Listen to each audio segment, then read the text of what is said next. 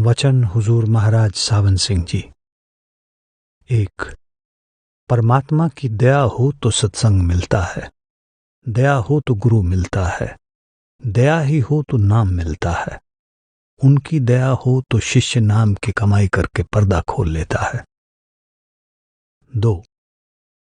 मालिक से मिलने का मार्ग एक ही है, वो सबके अंदर है और ईश्वर रचित है। किसी वली, अवतार, पैगंबर या महात्मा ने उसे नहीं बनाया है। हम न उसे घटा सकते हैं, न बढ़ा सकते हैं और न ही बदल सकते हैं। 3. कबीर साहब कहते हैं, वस्तु कहीं ढूंढे कहीं, कहीं विधि आवे हाथ। कहे कबीर तब पाइए जब भेदी लीजे साथ। आत्मा और परमात्मा का विषय इतना बारीक और जटिल है कि मनुष्य की बुद्धि इस विषय को समझने में अपने आप को बिल्कुल असमर्थ पाती है। गुरु की सहायता के बिना परमात्मा का मिलना असंभव है।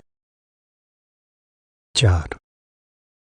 हम चोरी, ठगी और अन्य बुरे काम करके बाल बच्चों को खिलाते हैं। ये तो सोचते नहीं कि जिनके लिए हम करते हैं वे हमारी क्या मदद करेंगे। कोई भी हमारे साथ नहीं जाएगा। औरत मर जाए, उसका पति पास बैठा मुंह देखता रह जाता है, या पति मर जाए तो औरत बैठी मुंह देखती रह जाती है। जब ये शरीर साथ नहीं जाता तो और क्या जा सकता है। बेटे बेटियां, धन दौलत हमारा ईमान नहीं है। हमारा महबूब हकीकी, सच्चा प्रियतम एक सतगुरु है। इसका मतलब ये नहीं कि इन रिश्तेदारों को छोड़ दें, आप इनसे काम लें, लेकिन हमारा सच्चा प्यार किसके साथ होना चाहिए? सिर्फ उस एक परमात्मा या गुरु के साथ। 5. मनुष्य देह केवल इसलिए मिली है ताकि इस देह में बैठकर परमात्मा के दर्शन कर सकें और जीते जी ज्यादा से ज्यादा रूहानी तरक्की करके सचखंड पहुंच सकें। इसका हर एक मिनट करोड़ों रुपए के बराबर है। 6. जब जिंदगी का मकसद निश्चित हो जाता है और उसको प्राप्त करने का साधन भी मालूम हो जाता है तो बुद्धिमान व्यक्ति हर अवसर और अवकाश की हर घड़ी से लाभ उठाकर अपने लक्ष्य की ओर बढ़ने का प्रयत्न करता है। 7. काया वही सुंदर है जिसमें सूरत अपने पति, परिपूर्ण कुल मालिक, भाव, शब्द या नाम के साथ वास कर रही हो। उस सच्चे पति के साथ मिलाप करने पर इसका सुहाग सदा के लिए कायम हो जाता है। फिर शरीर छूटे या रहे, इसकी कोई चिंता नहीं रहती। 8. दुनिया की दौलत प्राप्त करने के लिए तुम लड़ाइयों में जाते हो, वो धन बाल बच्चों की सेवा में खर्च करते हो, वे बाल बच्चे साथ नहीं जाते। अगर इसका 10वां भाग भी गुरु की सेवा में खर्च करो तो तुम्हारा जन्म सफल हो जाए। 9. यह संसार संघर्ष का क्षेत्र है। यहां कभी न शांति रही है और न कभी रहेगी ही। आज की समस्याओं में से कल की समस्याएं जन्म लेती हैं। जिस संसार में मन और माया का जोर है वहां शांति कभी नहीं मिल सकती। शांति पाने के लिए आत्मा को रूहानी मंडलों की खोज करनी होगी। शांति की खोज करना हर व्यक्ति का अपना काम है। 10. दुनिया फकीरों से माया के भोग और पदार्थ मांगती है, जबकि फकीरों से हमें ऊंचे रूहानी मंडलों की यात्रा का तरीका और उस यात्रा के लिए सहायता मांगनी चाहिए, जिससे कि हम इस दुनिया की तकलीफों तथा आवागमन के चक्कर से छुटकारा पा सकें। 11. धर्म मनुष्य के लिए हैं, मनुष्य धर्मों के लिए नहीं। सब ग्रंथ पुस्तकें मनुष्य के अंदर से आई हैं, पर असली भेद मनुष्य के अंदर है। किताबों में उस भेद का उल्लेख है, वो भेद नहीं। जब तक किसी महात्मा से मार्गदर्शन पाकर हम अंदर नहीं जाते, उन भेदों को नहीं पा सकते। मनुष्य अपने आप ग्रंथ पोथियों को पढ़ता है और तत्व की व्याख्या भी करता है, पर स्वयं तत्व से वंचित रह जाता है। 12. प्रत्येक इल्म के बारे में मनुष्य जानता है, पर अपनी आत्मा के बारे में, जिसके सहारे सब विद्याओं की प्राप्ति होती है, जिसके आधार पर मन बुद्धि का सब कारोबार चल रहा है, वो कुछ नहीं जानता। 13 संत कहते हैं कि पराई मजदूरी करके पराए गधे न बनो, बल्कि अपना काम करो जो आगे आपके काम आए। 14 जिन्हें अंदर जाना है, पर्दा खोलना है, परमात्मा से मिलना है, संतों का उपदेश उन लोगों के लिए है। जिन्हें अंदर जाना ही नहीं, उनके लिए यह तालीम नहीं है। 15 संतों का वास्तव में एक ही संदेश या उपदेश होता है। वे कहते हैं, हे आत्मा, तू अपने असली घर को भूल गई है। वो घर सचखंड में है और वहां पहुंचने का रास्ता शब्द धुन है जो तेरे अंदर है, और हम इस रास्ते पर तेरी रहनुमाई करेंगे।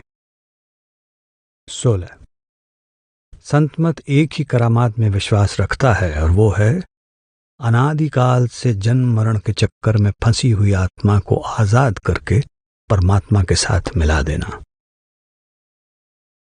17 संत कहते हैं कि भाई, तेरे अंदर सूरत है, तेरे अंदर ही शब्द है, ब्रह्म, पार ब्रह्म, खुद खुदा भी तेरे अंदर है। घर में ही सब कुछ होते हुए तू भूखा मरता है। जिसके घर में करोड़ रुपया दबा हुआ हो, लेकिन वो बाहर कौड़ी कौड़ी मांगता फिरे, क्या आप उसे पागल ना कहेंगे? यही हाल हमारा है, जरा गौर करके देखो। 18 संत महात्मा हमें पुकार पुकार कर कहते हैं कि ये देश तेरा देश नहीं, ये कौम तेरी कौम नहीं, ये धर्म तेरे धर्म नहीं। तेरा देश सचखंड है, तेरी कौम सतनाम है, तेरा धर्म सतपुरुष है। परंतु जिस तरह मोरी के कीड़े बाग की हवा को पसंद नहीं करते, इसी तरह हम भी लौट लौट कर इस गंदे देश में रहना चाहते हैं। 19 बिना संतों के रास्ता नहीं मिलता। संत इस दुनिया में परमार्थ के बादशाह हैं। जो कोई सचखंड गया है, संतों के जरिए गया है। 20 संत जीवों के पाप नहीं देखते। अगर वे हमारे कर्मों की ओर देखें तो कोई भी जीव उनके पास ठहरने के लायक नहीं है। 21 अगर मनुष्य इस सर्वव्यापी शब्द यानी परमात्मा से लाभ उठा सकता, या सर्वव्यापी शब्द यानी परमात्मा सीधे मनुष्य की सहायता कर सकता होता, तो संत महात्माओं को किसी भी समय में जीवों के उद्धार के लिए मनुष्य देह धारण करके उनके बीच आने की जरूरत नहीं पड़ती। लेकिन अगर किसी और समय में महात्मा को देह धारण करने की जरूरत थी, तो वही जरूरत आज भी है। 22 संत अगर चाहें तो अपनी शक्ति दूसरों को भी दे सकते हैं। वे वचन, स्पर्श या दृष्टि के द्वारा अपनी शक्ति का उपयोग कर सकते हैं। 23 जो लोग संतों की हुजूरी में रहते हैं, उनके लिए बड़ी सावधानी से रहना जरूरी है। यदि वे संतों पर मनुष्य भाव कभी न लाएं, तो उनका बेड़ा पार हो जाता है। 24 संत ये नहीं कहते कि गृहस्थ अच्छा और त्याग बुरा है, बल्कि अगर ये त्यागी बने तो पूरा बने। अगर त्यागी बन गया, फिर गृहस्थियों का आसरा क्यों?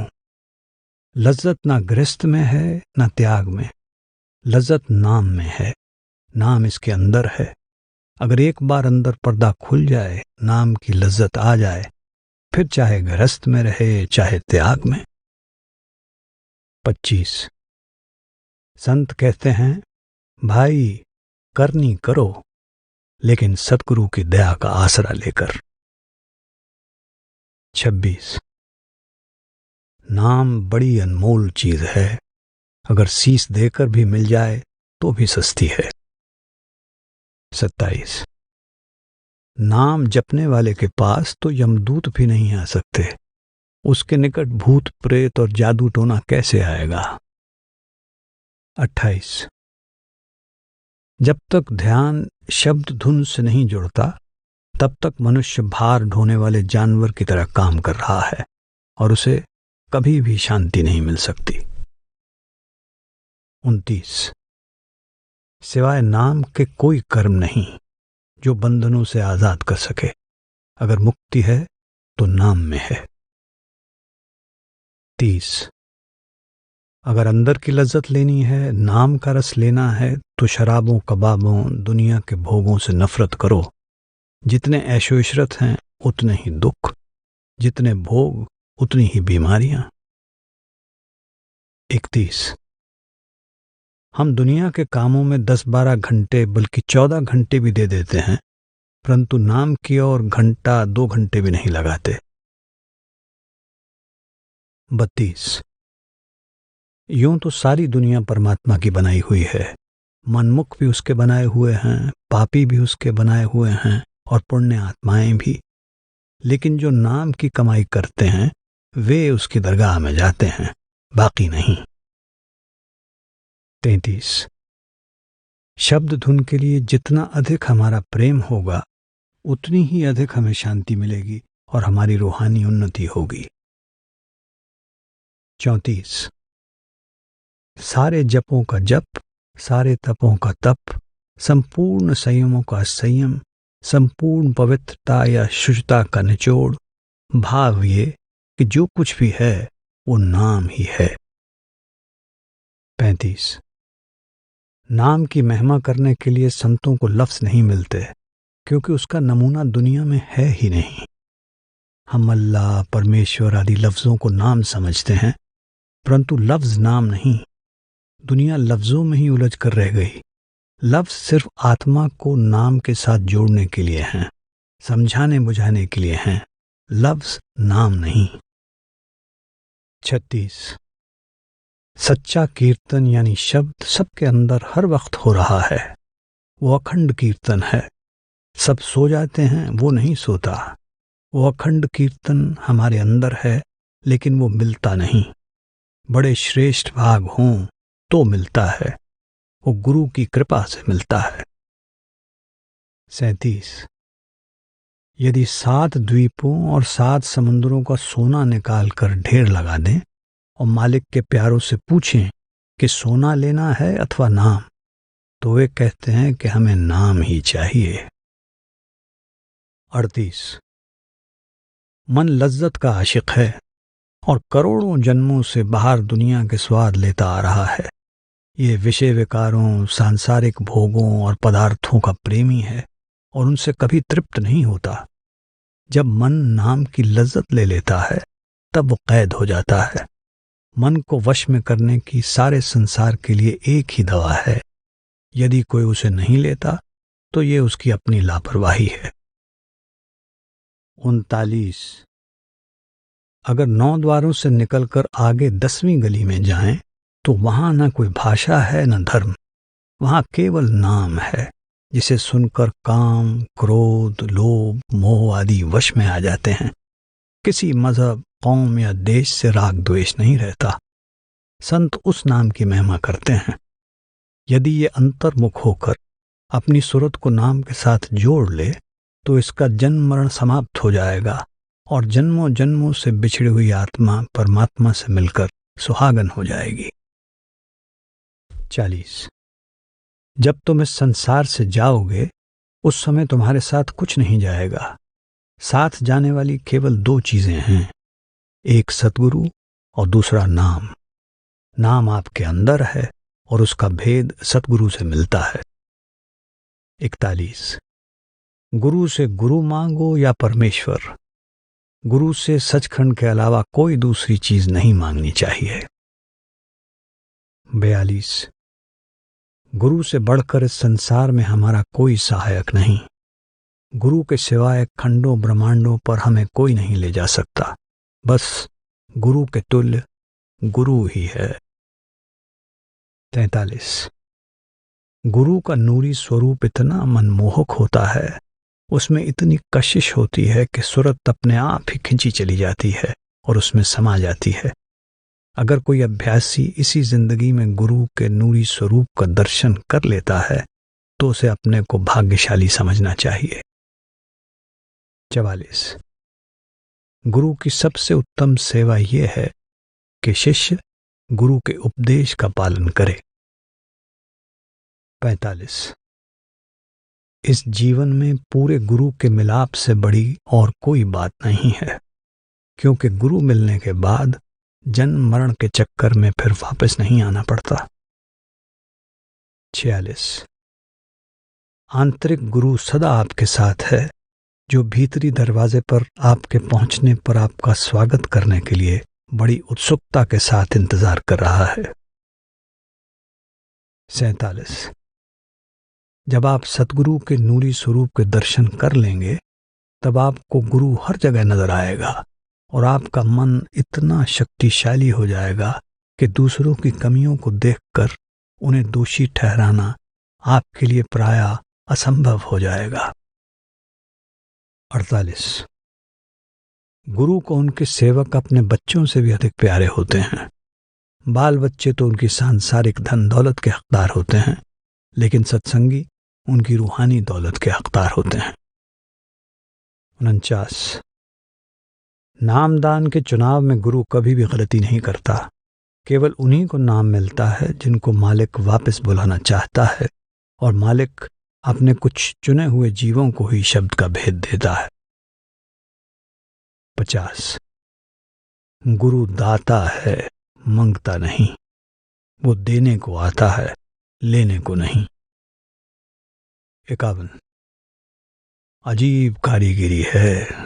हवा, मिट्टी, अग्नि, पानी और आकाश का पुतला बनाकर इसके अंदर करोड़ों खजाने रखे हुए हैं। करोड़ों देश, खंड ब्रह्मांड, बल्कि खुद मालिक इसके अंदर रहता है। अंदर चढ़ो और देखो कि अकाल पुरुष ने तुम्हारे अंदर क्या क्या रखा है। लेकिन हम मन के मुरीद यानी शिष्य हैं, मुर्शिद यानी सदगुरु के मुरीद नहीं।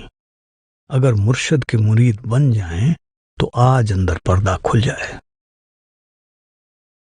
52। संत मत में गुरु किसी भी जीव के पाप, कर्म और अवगुणों को उसी प्रकार देखता है जैसे एक धोबी कपड़े की मैल को देखता है। उसकी नजर कपड़े पर होती है, मैल पर नहीं। उसका लक्ष्य कपड़े को किसी भी तरह साफ करना है। गुरु सर्वप्रथम सत्संग द्वारा जीव को सुधारने की कोशिश करता है।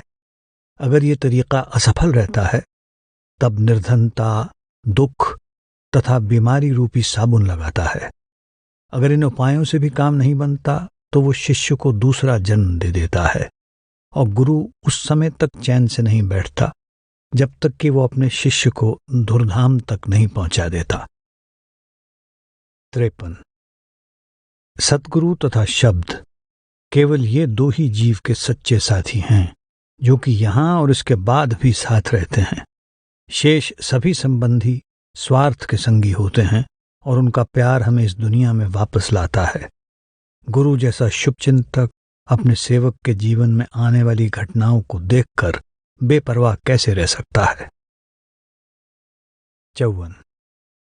जिस तरह माता चाहती है कि बच्चा जल्दी से जल्दी बड़ा होकर अपने पैरों पर खड़ा हो जाए, उसी प्रकार गुरु भी चाहता है कि उसके शिष्य इसी जीवन में तीसरे तिल में प्रवेश करें तथा शब्द धुन के सहारे इस जन्म में ही ऊपर के मंडलों में पहुंच जाएं और उन बातों का निजी अनुभव कर लें जो उन्होंने गुरु पर विश्वास करके सही मान ली थीं। 55। इस कलयुग में जो दया जीवों पर हो रही है शायद ही किसी युग में हुई हो। काम क्रोध में तपते हुए जीवों को सद्गुरु आकर संभालता है। 56। जो परे से परे, ऊंची से ऊंची अवस्था अकाल पुरुष की है वो सद्गुरु है। वो हमारे अंदर है, लेकिन जब तक देह स्वरूप में सद्गुरु ना मिले हमें कोई फायदा नहीं। 57। गुरु की सर्वोत्तम सेवा शरीर में से सुरत को निकालकर तीसरे तिल पर एकाग्र करना है और तारामंडल, चंद्रमा मंडल तथा सूर्य मंडल को पार करके अंतर में गुरु के नूरी स्वरूप का दर्शन करना है। 58। भजन के लिए सत्संग उसी तरह है जिस तरह फसल की रक्षा के लिए बाढ़। सत्संग वो पानी है जिसके द्वारा भजन ताजा और हरा भरा रहता है। 59। सत्संग में लगे रहो। अगर सुलगती आग को फूंक मारते रहोगे तो किसी न किसी दिन भड़क ही जाएगी। 60। अगर संतों के पास रहने और उनकी आज्ञा का पालन करने का प्रभाव शीघ्र प्रतीत न हो तो निराश नहीं होना चाहिए, क्योंकि अभी हमारे जन्मों जन्मों के संस्कार मन में भरे पड़े हैं, जो धीरे धीरे दूर होते जाते हैं। ये जन्म जन्मांतरों के संस्कार पहले तो दब जाते हैं और फिर धीरे धीरे मिटते चले जाते हैं। जब तक ये संस्कार पूरी तरह दूर नहीं हो जाते, मनुष्य को संतों की सेवा में लगे रहना चाहिए और विश्वास रखना चाहिए कि ये संस्कार एक दिन अवश्य दूर हो जाएंगे। अंदर के संस्कारों को धोने के लिए समय की आवश्यकता होती है, ये जल्दबाजी का काम नहीं है। 61 गुरु का मिलाप, गुरु का सत्संग, नाम का मिलना और नाम की कमाई करने का मौका मिलना ऊंचे भाग्य का नतीजा है। अगर गुरु भी मिला, सत्संग भी मिला, नाम भी मिला, लेकिन कमाई ना की तो कोई फायदा नहीं। 62 साध संगति के बराबर दुनिया में और कोई संगति नहीं है। इसमें आकर शराबी शराब छोड़ देते हैं, कबाबी कबाब छोड़ देते हैं, चोर चोरी छोड़ देते हैं, दुराचारी दुराचार छोड़ देते हैं। इसलिए परमेश्वर के पास यदि कोई बख्शने का या अपने साथ मिलाने का जरिया है तो साध संगति है। 63 संतों का एक एक वचन करोड़ करोड़ रुपए का होता है। हमें चाहिए कि जो कुछ सुने घर आकर उस पर विचार करें, लेकिन हमारी क्या हालत है? इस कान से सुना, उस कान से निकाल दिया। सत्संग में गए और पल्ला झाड़कर चले आए, जैसे गए वैसे ही खाली वापस आ गए। 64 अगर अभ्यासी सुख दुख की सांसारिक घटनाओं से विचलित हो जाता है और अपनी एकाग्रता खो देता है तथा सुख दुख का अनुभव करता है, तो इससे ये साफ जाहिर है कि सत्संग का भी उसके ऊपर असर नहीं पड़ा है। 65 सतगुरु के अंदर सत प्रकट है, उसकी संगति का नाम ही सत्संग है। जहां सतगुरु सत का उपदेश देता है, वहां जाने पर आत्मिक रंग चढ़ता है। जब जल के सरोवर के किनारे बैठने से शीतलता और अग्नि के पास बैठने से गर्मी आती है, तो रूहानी बादशाहों के पास बैठने से उनका रंग क्यों नहीं चढ़ेगा। 66 बाहर के तीर्थों में स्नान करने से शरीर की मैल उतरती है, मन की मैल नहीं उतरती।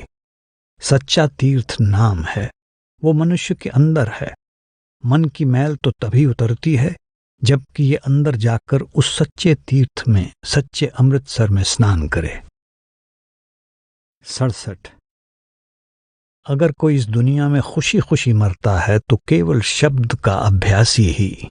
बाकी दुनिया के लोग बादशाह से लेकर गरीब तक रोते हुए ही जाते हैं।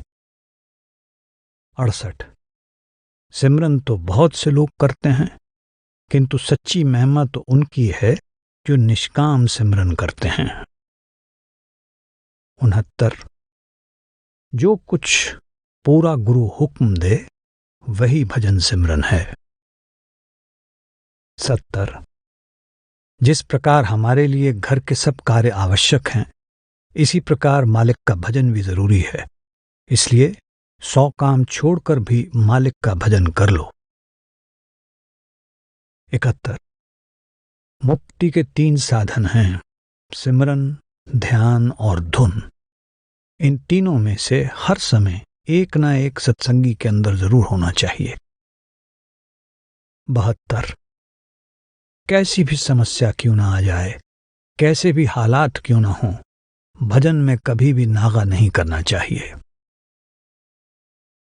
73 भजन करना जवानी की मौत मरना है, ये कायरों और कमजोरों का काम नहीं।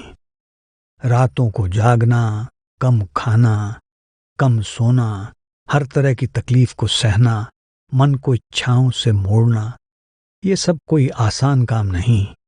ये सब तभी होगा जब दिल में सद्गुरु के प्रेम के सिवाय और कोई प्यार बाकी न रहे।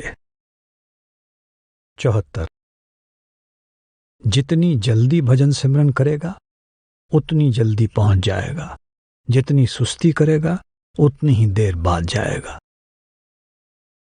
75 अगर सत्संगी का विश्वास अटूट और अटल है और वो प्रतिदिन भजन में समय देता है और उसे कोई सांसारिक इच्छा नहीं है, तब कोई भी ऐसी शक्ति नहीं है जो उसे संसार में वापस लाए। 76। किसी को कभी अपनी आध्यात्मिक उन्नति से संतुष्ट नहीं होना चाहिए। सिमरन करने तथा शब्द धुन सुनने की भूख हमेशा बनी रहनी चाहिए। 77। आमदनी का 10वां भाग निकालना सरल है।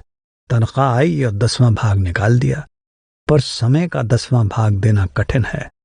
2.5 घंटे अभ्यास करना शिष्य का कर्तव्य है। अगर अधिक समय देगा तो अधिक फल मिलेगा। 78। बीमारी भजन में बाधा डालती है, लेकिन इसका यह मतलब नहीं है कि हम लोग कोशिश करना छोड़ दें। शब्द धुन बीमारी के समय बंद नहीं होती। भजन करना और शब्द धुन सुनना आत्मा का काम है और आत्मा कभी बीमार नहीं होती। रोग शरीर को ही लगता है। वास्तव में बीमारी के समय परमात्मा की विशेष कृपा होती है। शब्द धुन अधिक स्पष्ट हो जाती है। अगर बीमारी के समय आसन लगाकर बैठना संभव नहीं हो तो लेटकर ही सिमरन या ध्यान करना चाहिए। 79। भजन में किसी न किसी वजह से नागा होने पर अगर सच्चा पश्चाताप हो तो ये अपने आप में एक तरह का भजन है। इस प्रकार की भावना से मन अंदर की ओर झुका रहता है, लेकिन भजन के लिए समय निकालने का प्रयत्न करना चाहिए। अभ्यास में नागा न करें। अभ्यास में बिताए गए हर क्षण की गिनती होती है। 80। जिसे सिमरन से प्यार नहीं, उसे गुरु के इश्क की अभी हवा तक नहीं लगी। ज़बानी जमा खर्च से मालिक नहीं मिलता। ये तो करनी का मार्ग है। जो सिर नहीं दे सकता वो परमात्मा को भी नहीं पा सकता। जब तक इस दुनिया का प्यार नहीं छूटता, सद्गुरु का प्यार जागे भी कैसे। 81। बहुत से लोग शिकायत करते हैं कि अगर भजन सिमरन करें तो दुनिया के काम रह जाते हैं। मैं कहता हूं कोई हर्ज नहीं होता, करके देख लो। भजन करना अपाहिजों और कायरों का काम नहीं, ये सूरमे और बहादुरों का काम है। 82। ग्रंथ पोथियों में रूहानी नज़ारों का जिक्र है, नज़ारे नहीं हैं, वे आपके अंदर हैं। जिस तरह उन महात्माओं ने अपने अंदर देखे, उसी तरह जब आप पर्दा खोलकर अंदर जाएंगे तो आपको भी नज़ारे मिलेंगे और परमात्मा भी मिलेगा। हम लोगों के ब्याह के गीत गाते हैं, अपना ब्याह नहीं करते। यानी हम लोगों की कमाई का जिक्र करते हैं, आप कमाई नहीं करते। लेकिन जब तक हम कमाई करके अंदर ना जाएं, शांति नहीं मिलती। 83। भजन बंदगी का संबंध मन और आत्मा के साथ है, शरीर से नहीं। शरीर से काम करते रहिए और मन को भजन में लगाए रखिए। एक मशीन पर काम करने वाला कारीगर अपना काम भी करता रहता है और साथ साथ गाता भी रहता है। 84। आपका काम आपको ही करना है, किसी और को नहीं करना। अगर नाम लेकर 50 साल बैठे रहो, कुछ नहीं बनेगा। इसके विपरीत अगर नाम लेकर 8 दिन कमाई करो तो फायदा हो जाएगा। चाहे इस जन्म में करो, चाहे अगले जन्म में करो, लेकिन करना पड़ेगा। 85। हमें एक दिन संसार छोड़ना है। अगर हम प्रेमी और आज्ञाकारी शिष्य हैं और इस जीवन काल में ही आगे के सफर की उचित तैयारी कर लेते हैं तो हमें मौत के समय कष्ट नहीं उठाना पड़ता। 86। सुरत शब्द योग का अभ्यास करने से शारीरिक और मानसिक थकावट कम होती है।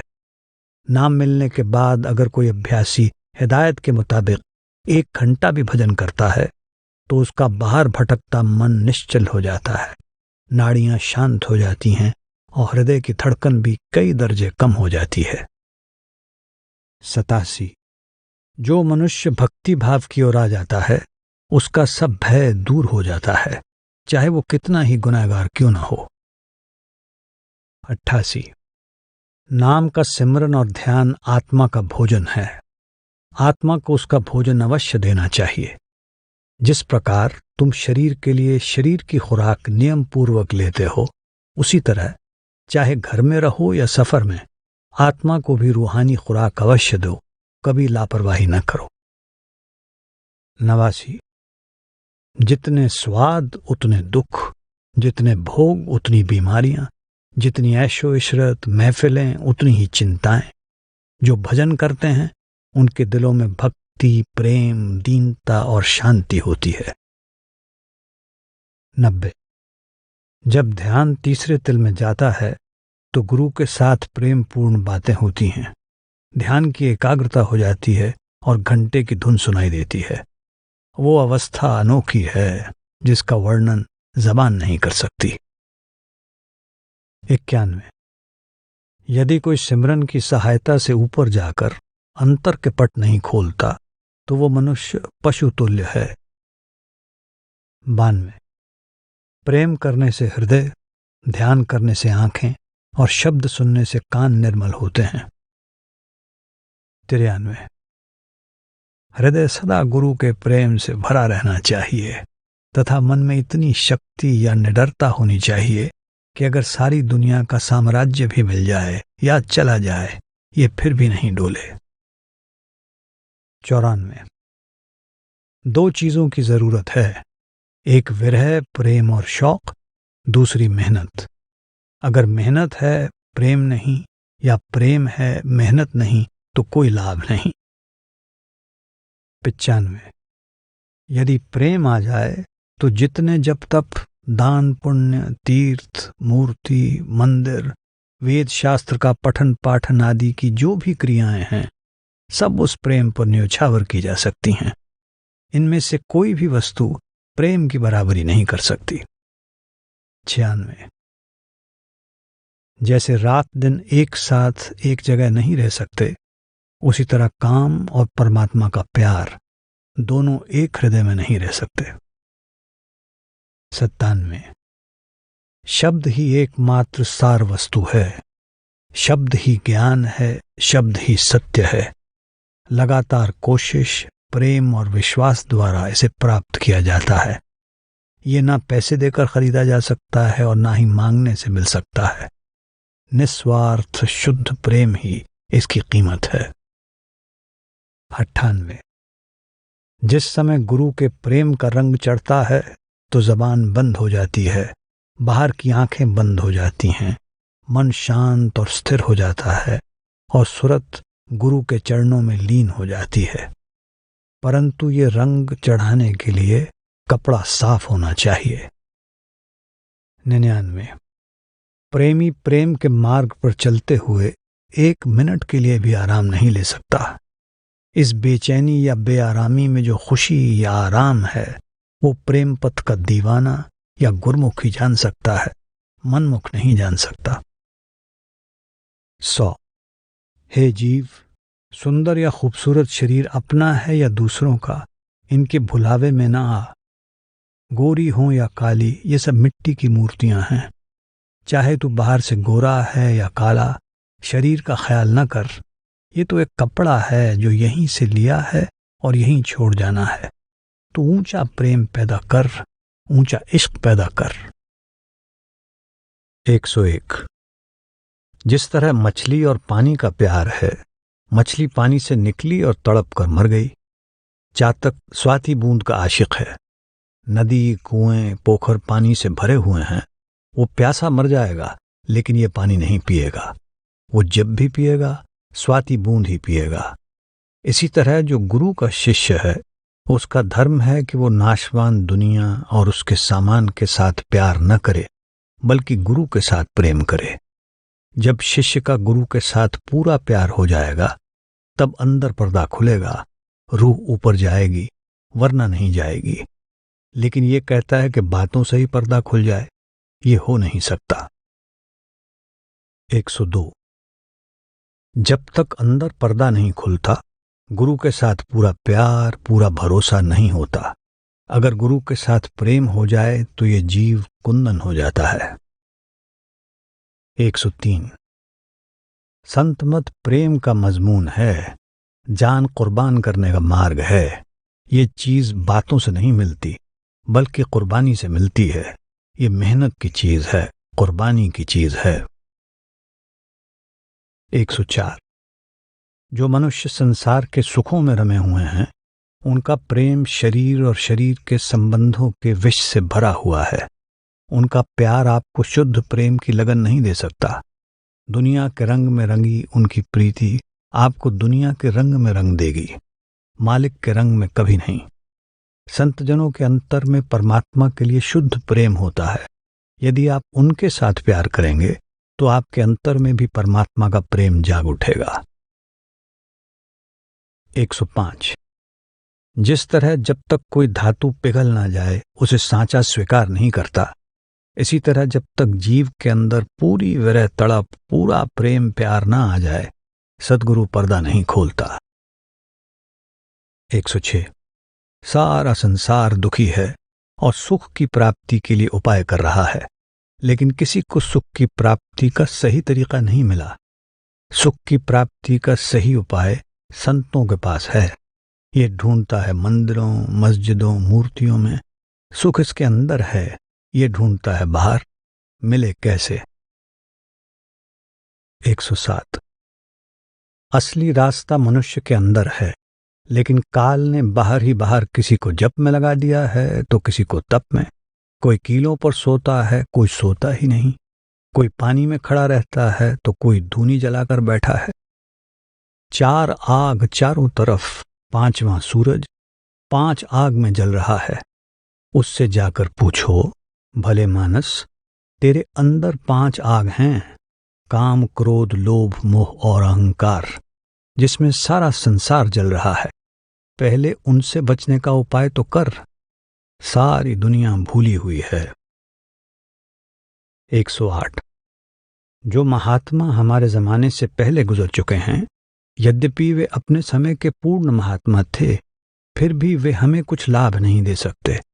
यही संसार में बड़ी भूल है कि लोग पुराने वक्त के महात्माओं की टेक बांधकर जीवित सद्गुरु की खोज नहीं करते। 109। आत्मा मन के द्वारा गुमराह है। मन इंद्रियों द्वारा और इंद्रियां विषय भोगों द्वारा गुमराह हैं। विषय भोग इंद्रियों को वश में रखते हैं, इंद्रियां मन को वश में रखती हैं और मन आत्मा को वश में रखता है। इस प्रकार ये सिलसिला उल्टा हो गया है। चाहिए तो ये था कि इंद्रियां भोगों को वश में रखती, मन इंद्रियों को वश में रखता और आत्मा मन को। कितने दुख की बात है कि आत्मा, जो सचखंड की रहने वाली तथा सतनाम की राजकुमारी है, इंद्रियों की दासी बनकर बुरी तरह विषय वासनाओं में फंसी हुई है। 110। मन सबसे अधिक शक्तिशाली, चालाक और धूर्त दुश्मन है। आप मन की बात कभी नहीं सुनिए और इसे सदा गुरु के हुक्म के अधीन रखने की कोशिश कीजिए। आप जितनी अधिक इसकी चौकीदारी करेंगे, उतनी ही अधिक रूहानी अभ्यास में तरक्की होगी। 111। मन मैला है, बेईमान है, हमारा दुश्मन है, हमें अंदर नहीं जाने देता। हम इसके साथ प्यार किए बैठे हैं।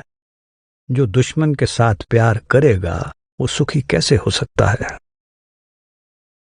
112। जब तक मन आंतरिक रस का स्वाद नहीं लेता, इस जैसा कोई दुश्मन नहीं, और जब इसको चख लेता है तब इसके जैसा कोई वफादार नौकर नहीं। 113। जंगली जानवर भी एक शांत मन के सामने शांत हो जाते हैं। 114। मन हमारा शत्रु है। ये किसी न किसी बहाने सदा हमें अपने मार्ग से भटकाने की कोशिश करता रहता है। सभी परिस्थितियों में मन के विरुद्ध संघर्ष जारी रखना चाहिए। 115। रूह मन के वश में है। हम पर मन और इंद्रियों का जहर चढ़ा हुआ है। जिस तरह नशे में चूर शराबी किसी की बात नहीं सुनता, हम भी मन के भोगों के जहर के प्रभाव के कारण महात्मा की बात नहीं सुनते। फिर मालिक कैसे मिल सकता है। 116। संत मत में असफलता नाम की कोई चीज नहीं है। वो आत्मा जो शब्द धुन से अपना संपर्क बनाए रखती है, देर सवेर अपने घर अवश्य पहुंचेगी। 117। गुरु के लिए किसी आत्मा को ऊपर ले जाना मुश्किल नहीं, लेकिन पूरे भजन के बिना उस आत्मा को ऊपर ले जाने से आत्मा को कष्ट होता है। एक रेशमी कपड़े को जो कांटेदार पौधों पर फैला हुआ है, अगर एकाएक खींचा जाए तो वो फटकर टुकड़े टुकड़े हो जाएगा। उसी तरह आत्मा जो कर्मों के कांटों में फंसी हुई है और शरीर के रोम रोम में फैली हुई है, वो गुरु के प्यार से धीरे धीरे निर्मल होती है। गुरु की दया और शब्द की कमाई से आत्मा इन कर्मों के कांटों से निकलकर धीरे धीरे शरीर के रोम रोम से सिमट जाती है। 118। देखो ये आत्मा किस मुसीबत में फंसी है। कहाँ ये आत्मा वहदहू ला शरीक, सत्पुरुष की अंश, अमरे रब्बी, जिसने सत्पुरुष की प्यारी बनना था, सत्पुरुष में समा कर सत्पुरुष बनना था, आज कहाँ धक्के खा रही है। 119। शब्द धुन चुंबक की तरह आत्मा को खींचती है। अगर आत्मा के ऊपर मन और माया का जंग न लगा हो तो आत्मा बंदूक की गोली के समान ऊपर चढ़ जाती है। ये जंग सिमरन द्वारा छुड़ाया जा सकता है। 120। बहुत सी ऐसी रूहें हैं जिन्होंने नाम तो लिया हुआ है लेकिन कमाई नहीं करती। उन्हें मन अंदर नहीं जाने देता, वे बाहर ही हाय हाय करती हैं। विचार करें, जब आप दुनिया के काम करते हैं, पेट के लिए रात को समय असमय जागते हैं, तोपों के सामने खड़े होते हैं, तो क्या भजन ही ऐसा कठिन है जो नहीं हो सकता? असली बात यह है कि मन आपका दुश्मन है जो भजन नहीं करने देता। मगर यदि कोई दुश्मन का कहना माने तो क्या वो जीने देगा? कभी नहीं। 121। जब आत्मा इस संसार में आती है तो इसे हम जीव का जन्मदिन कहते हैं, पर वास्तव में वो आत्मा स्थूल शरीर रूपी कब्र में कैद हो जाती है। इसलिए ये कहना ज्यादा उचित होगा कि यह जीवात्मा का मौत का दिन है।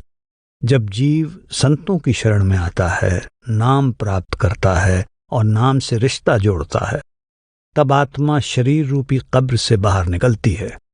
इसलिए यह कहना उचित होगा कि संतों से नाम की बख्शिश पाने के बाद उसका जन्म या पुनर्जन्म हुआ है। नाम लेने का दिन ही जीव का असली जन्मदिन है। 122। कोई भी जीव जो मन और माया के अधीन है, कर्म किए बिना रह नहीं सकता, और कर्मों का नियम जैसा बो वैसा काटो उस पर लागू रहता है। जितने अधिक कर्म कोई जीव करता है, उतना ही अधिक जंजाल बढ़ता जाता है। जैसे जब कोई पक्षी जाल से निकलने के लिए संघर्ष करता है, तब वो और अधिक उलझता जाता है। 123। दुनिया का काम करते हुए अपना काम यानी भजन सिमरन भी करते जाएं, जो कि हमारे साथ जाएगा। इसके विपरीत दुनिया के जितने भी काम करेंगे वे यहीं रह जाएंगे। 124।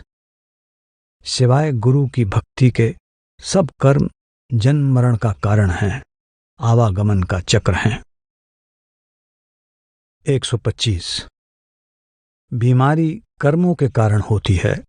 यह हमारे बुरे प्रारब्ध कर्मों के कारण होती है और हमें प्रसन्न होना चाहिए कि बीमारी के द्वारा बुरे कर्म कट रहे हैं। बीमारी से कर्मों का बोझ हल्का होता है और कर्ज चुकता होता है। 126। पुण्य और पाप दोनों ही आत्मा को इस संसार में कैद रखने के लिए जंजीरें हैं और दोनों ही काल की उस योजना का भाग हैं जो उसने आत्मा को इस जगत में फंसाए रखने के लिए बनाई है। 127। शिष्य की सांसारिक तरक्की, व्यापार में सफलता और असफलता उसके कर्मों के अनुसार होती है। जन्म से पूर्व ही उसकी जिंदगी की राह निश्चित हो जाती है। उसने जितने सांस लेने हैं, जितने ग्रास खाने हैं, जितने कदम चलना है, दुख और सुख, अमीरी और गरीबी, सफलता और असफलता, ये सभी पहले से ही निश्चित होते हैं। प्रारब्ध सचमुच बलवान है, इससे बचने का कोई उपाय नहीं है। हाँ, भजन के द्वारा आत्मशक्ति इतनी प्रबल हो जाती है कि सत्संगी दुख या सुख महसूस ही नहीं करता। 128। ये संसार के पदार्थों का मोह ही है जो हमें बार बार नीचे खींच लाता है और जन्म मरण के चक्कर में डाल देता है। संसार में रहो पर संसार के न बनो। अपने सब कार्य करो पर निर्लिप्त मन से। 129। धार्मिक और नेक जीवन व्यतीत करना एक बात है और पूरे गुरु का मिलना दूसरी ही बात है। इन दोनों के बीच कोई तुलना नहीं है, ये दोनों अलग अलग बातें हैं। नेक जीवन वाले धार्मिक लोगों को भी अपने नेक कर्मों का फल मिलेगा, किंतु उस फल को लेने के लिए उन्हें संसार में वापस आना होगा। 130 मांस, अंडा तथा शराब जहर हैं, इसलिए इनके इस्तेमाल से नुकसान होता है। आप खुद ही अंदर जाकर देख लेंगे कि ऐसी चीजों के इस्तेमाल करने वालों को कैसे कष्ट भोगने पड़ रहे हैं, भले ही वे सत्संगी हों या गैर सत्संगी। 131 मांसाहार मनुष्य के दिल को सख्त और जीवों के प्रति क्रूर व निर्दयी बनाता है। ये दया और करुणा की भावनाओं को नष्ट कर देता है और रूहानी चढ़ाई में बाधा डालता है। 132 जो लोग परमात्मा को प्यार करते हैं और उससे मिलना चाहते हैं, वे किसी जीव की हत्या नहीं करेंगे। जानवरों का मांस खाने से इंसान जानवरों की श्रेणी में आ जाता है और वो जानवर सा ही बन जाता है। 133 मैं ये कह देना चाहता हूं कि मांस इत्यादि का भोजन, भले ही एक लुक़्मा ही क्यों न खाया जाए, आध्यात्मिक उन्नति में बाधक है। खाने की तो बात छोड़िए, जो जीवों को मारने में मदद भी करते हैं वे भी दोषी हैं। आपका कहना है कि अंडे खाना उतना बुरा नहीं है जितना कि दूसरों का दिल तोड़ना। दोनों ही बुरे हैं, लेकिन एक टूटा हुआ दिल प्रेम द्वारा जोड़ा जा सकता है, किंतु वो जीव जिसे मार दिया गया है जीवित नहीं किया जा सकता। 134 अगर हम सद्गुरु का भाणा माने तो हमें कोई दुख नहीं होगा। अगर परिवार पानी में बह जाए, सद्गुरु का भाणा। अगर धन जाता रहे तो सद्गुरु का भाणा। गरज ये कि बीमार रखें, सद्गुरु की मर्जी। राजी रखें तो उनकी मर्जी। 135 ऊंचे से ऊंचा भजन, ऊंचे से ऊंची रहनी और मालिक की बड़ी से बड़ी कृपा क्या है? ये कि हम उसके हुक्म में रहकर उसका भजन करें। वो चाहे दर दर भीख मंगाए, चाहे राज कराए, नंगा रखे, भूखा रखे, हम उसके भजन को ना छोड़ें और राजी बा रजा रहें, उसकी मौज में प्रसन्न रहें। अगर इस अवस्था में आ जाएं तो कोई दुख नहीं। 136 बड़ी बात तो यह है कि गुरु के हुक्म को और मन के हुक्म को सामने रखो, फिर देखो मन किधर जाता है। अगर गुरु के हुक्म पर दृढ़ रहो तो समझो कि मन को जीत लिया। अगर मन के वश में आ गया फिर समझो हार गया। लेकिन ऐसा कहना आसान है। रोज रोज मन की तरंगों को देखते रहो। जिस मनुष्य ने मन की चौकीदारी कर ली वो महात्मा बन गया। 137 भजन सिमरन चाहे थोड़ा ही हो, गुरु का प्यार पूरा पूरा होना चाहिए। शिष्य को चाहिए कि अपने आप को सद्गुरु के हवाले कर दे। वे जो हुक्म दें उसका पालन करे, उसमें मन दखल न दे। 138 शिष्य सद्गुरु की रजा के आगे ऐसे सिर नवा देता है जिस प्रकार एक मुर्दा स्नान कराने वाले के आगे मिट्टी के ढेर के समान पड़ा रहता है। 139 लालची मनुष्य तृष्णा के कारण न तो कमाई हुई दौलत को भोग सकता है और ना ही उसको त्याग कर तृप्त हो सकता है। वो गुप्त अग्नि में जलता रहता है। सच बात तो यह है कि दौलत हमारे इस्तेमाल के लिए है। 140 मेहनत से कमाए हुए धन से खरीदी हुई सब्जी और अनाज आदि से सात्विक भोजन तैयार करना चाहिए। खाना बनाने वाला भी सात्विक स्वभाव का हो। उस सात्विक स्वभाव का असर भोजन और उसके खाने वाले पर होता है। ऐसे आहार के खाने से मन शांत होगा और चित्त मालिक की याद में रहना चाहेगा। 141 कड़वे वचन सबसे बुरे हैं। इनके कारण सैकड़ों लड़ाइयां हुई, झगड़े हुए। कोई बिरला गुरमुखी कड़वे वचन सहन कर सकता है। कबीर साहब कहते हैं, बोल कुबोल साधु से है, अवर्त सहा न जाए। किंतु गुरमुख के वचन जल के समान शीतल होते हैं, जब भी बरसेंगे अमृत के समान प्रभाव डालेंगे। 142 हमारे अंदर ये शक्ति होनी चाहिए कि जब चाहे मन सांसारिक काम करे और जब चाहे ये स्थिर हो जाए, इच्छा अनुसार शरीर के अंदर बाहर आ जा सकें। जब इस संसार में काम करना चाहें तब इस शरीर में वापस आ जाएं, और जब हम ऊपरी मंडलों में काम करना चाहें तो इस शरीर में से सिमट कर ऊपर उठ जाएं। 143 इच्छा ही दुख का कारण है और वही आदमी वास्तव में निर्धन है जिसके अंदर अतृप्त इच्छाएं मौजूद हैं। जो इच्छाओं से रहित है वो शहंशाह है। 144 ये संसार मोह माया से भरपूर एक सघन वन है जहां पर बहुत घनी आबादी है और सभी अपनी अपनी राह भूलकर बिना किसी मकसद के जन्मों जन्मों से भटक रहे हैं। 145 जीवात्मा का अपने आप को मालिक से अलग समझना ही हौमे यानी अहम है। 146 मालिक का भक्त हमेशा अपनी हक हलाल की कमाई से गुजारा करता है। गलत तरीकों से कमाया हुआ खाना मन को अपवित्र बनाता है और अभ्यास में बड़ी रुकावटें डालता है। 147 सब मनुष्यों का आपस में रूहानी संबंध है जिसे कोई शक्ति तोड़ नहीं सकती। धार्मिक रीति रिवाजों आदि में भेद है पर रूहानियत की मूल बातें सबकी एक सी हैं। 148 अगर लोहा ही खोटा है तो पारस क्या करे। इसी प्रकार यदि शिष्य का हृदय मैला है तो गुरु क्या करे। 149 कोई एक कौम का हो या दूसरी का, एक देश का हो अथवा दूसरे देश का, सब एक ही मालिक के बच्चे हैं तथा एक ही बाग के रंग बिरंगे फूल हैं। 150 काल से मतलब वक्त या मौत नहीं है। काल वो ताकत है जो कि त्रिलोकी का प्रबंध कर रही है और ये ताकत सत्पुरुष के अधीन है। 151 मनुष्य रातों को जाग सकता है, बंदूक की गोली के आगे खड़ा हो सकता है।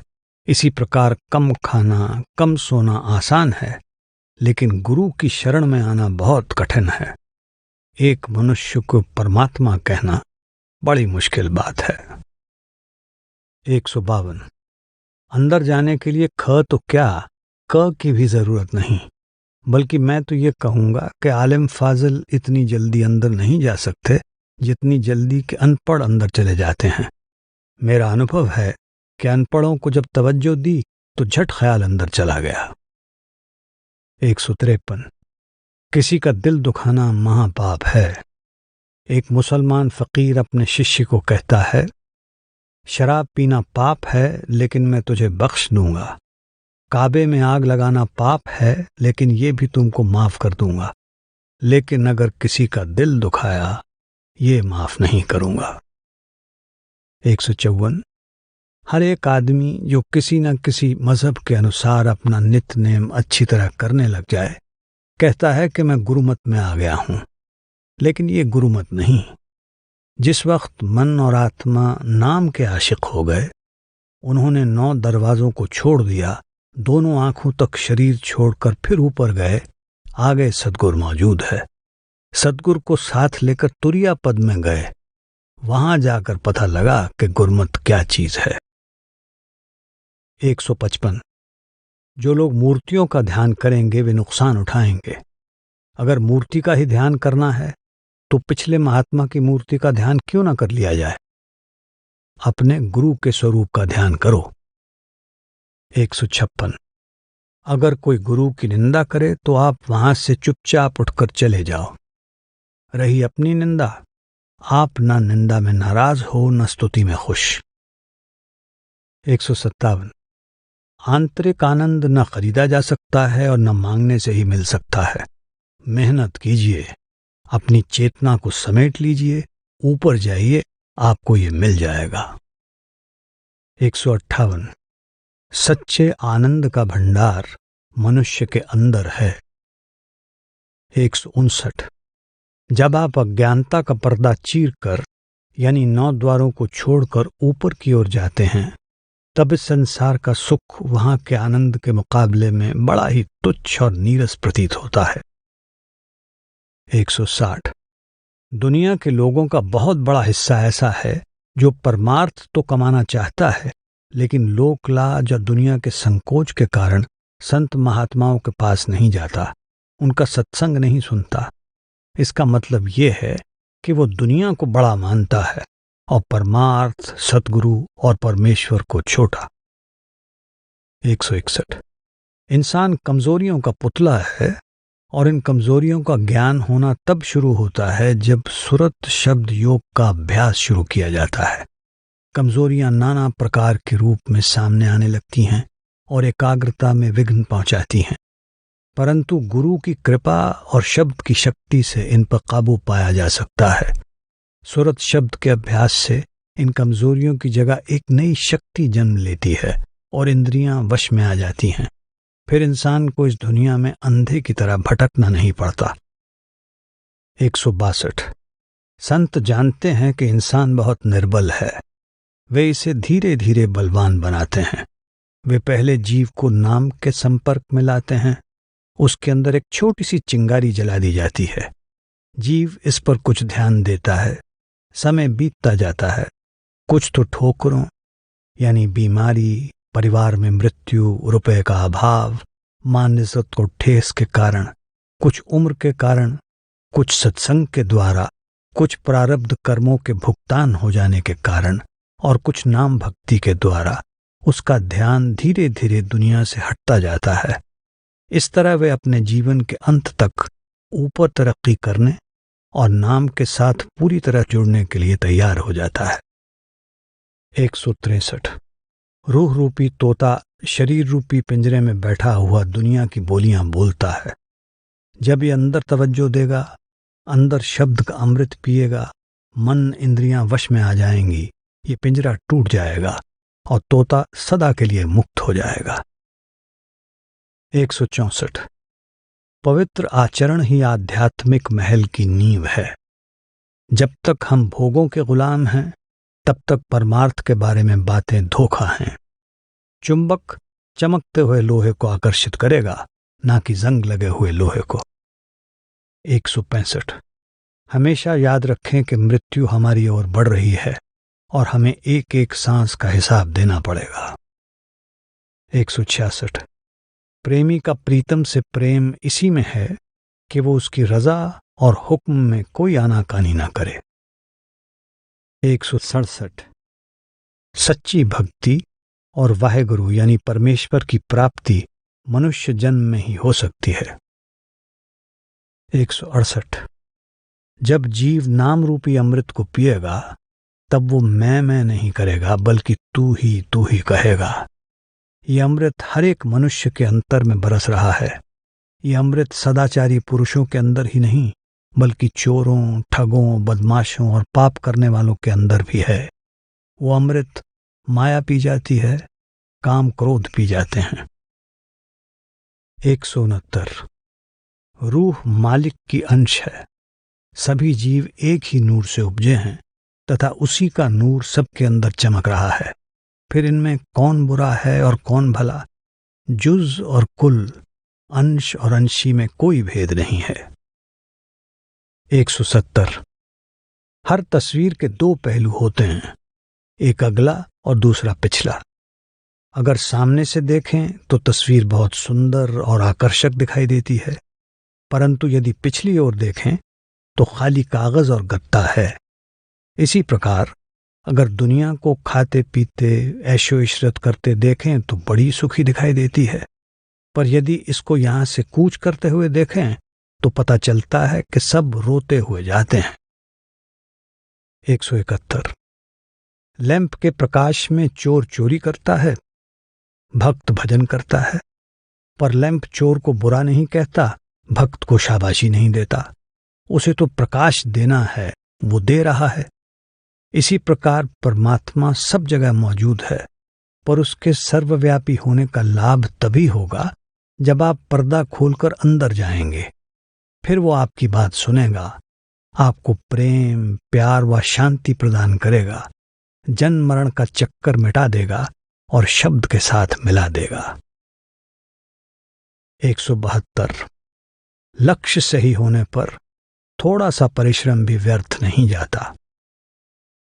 173 अगर नाम की लज्जत आ जाए तो जीव जीते जी मुक्त हो जाता है, फिर ये नाम की मस्ती में मस्त रहता है, ना किसी के साथ कोई झगड़ा ना फसाद।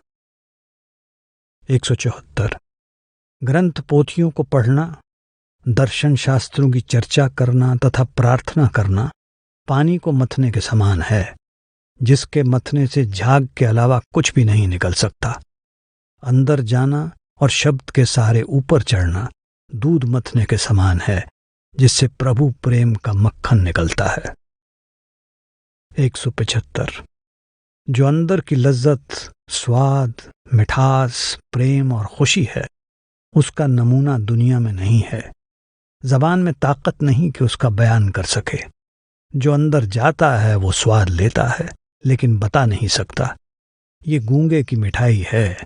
जिस तरह गूंगे को मिठाई खिला दो तो वो क्या बयान करेगा। वो अचरज देश है, उसका आनंद भी अचरज है, स्वयं परमात्मा अचरज है, इसलिए वहां चुप रहना पड़ता है।